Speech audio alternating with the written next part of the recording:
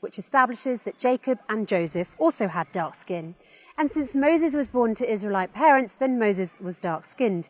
Now Beit al-Maqdis, Jerusalem and Bethlehem are on the Abyssinian highlands, where Moses settled with the Israelites, and then Jesus, who was sent as a prophet to the Israelites after Moses was born in Bethlehem in Abyssinia. This establishes that Jesus was dark-skinned, born to Mary, a dark-skinned mother. Jesus was not a European person with blue eyes, straight hair and Caucasian features, as featured in many of today's churches. It's obvious that all those prophets, including Jesus, had very dark skin and their hair was black and curly. They had a southern Arabian, Abyssinian type of feature because, as the Quran said, offspring one of the other and God is hearing, knowing.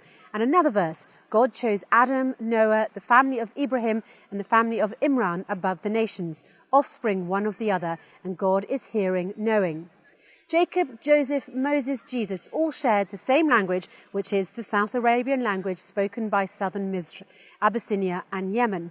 Since all the prophets come from the lineage of Adam, these are they on whom Allah bestowed favours from among the prophets of the seed of Adam.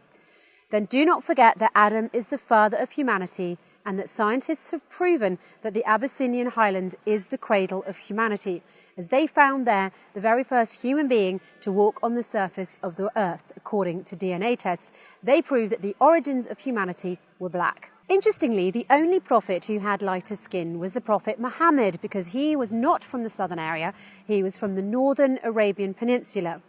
And his language was the Fusha Arabic, which was the language of the north. Can we further prove all this?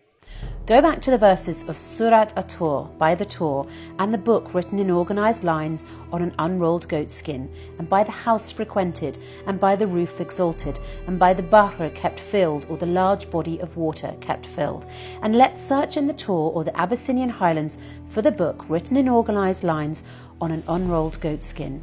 You will find the secret in this book. In the heart of the Abyssinian highlands, the Tur, and inside of the city of Aksum, now called Aksum in Tigray, the oldest Bible on earth has been discovered. The writing is organised in fine letters in the Abyssinian language Ge'ez, a South Arabian language, as if it was written by a typewriter, and in beautiful colours as if it was written recently.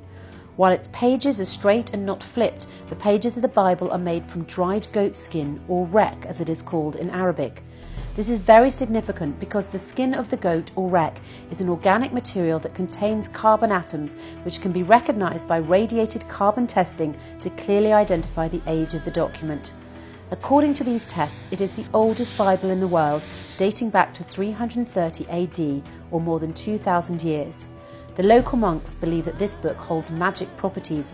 It has been preserved as one book without any damage or deterioration to the beauty of its writings and colours over time. Despite the Italian colonisation of Abyssinia and a fire in the church, the book is still perfectly preserved. You'll find in this book 3 important pieces of information. First, the Jerusalem Temple is located in the Abyssinian highlands, the Tur. The theologians Judas Mackenzie and Francis Watson have deciphered the oldest Bible, the Bible of the Abyssinian highlands, the Tur. And while exploring the pictures in the Bible, they came across a very famous one that's present in every Bible throughout history, the picture of the Jerusalem Temple. And to their surprise, this picture of the Jerusalem Temple is the Abyssinian Temple.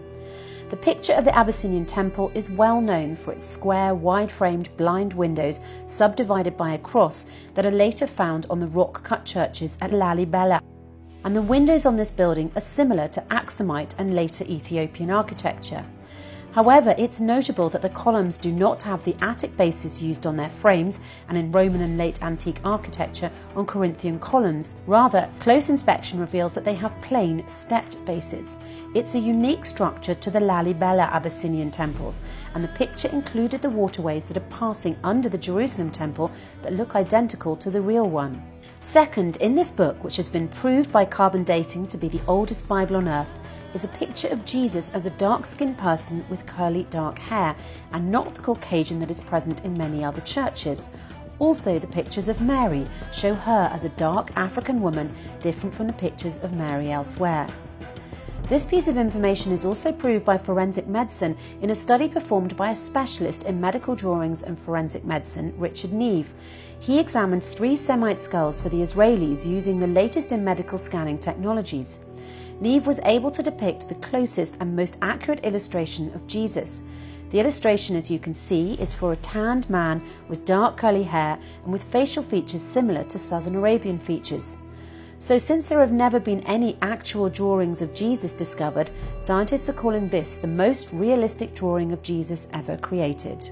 Third, the journey of the Holy Family started from the south, from Abyssinia, passing through Sudan by the valley of the Nile up until it reached Asyut in Egypt as we know it today. The Holy Family established the first worship place, which is now known as the Church of Miriam in Deir al-Marek in Asyut. It is not a surprise that this church now holds significant status around the world, because it is the only church built by Jesus himself and is obviously considered a tourist attraction. The Holy Family lived in Asyut for 6 months and 10 days, which is considered the longest time they spent in one place during their journey in Misr, which means Egypt plus Sudan, and until the Abyssinian highlands where the river Nile originates. The essence of the problem is replacing Misr in recent Bibles with Egypt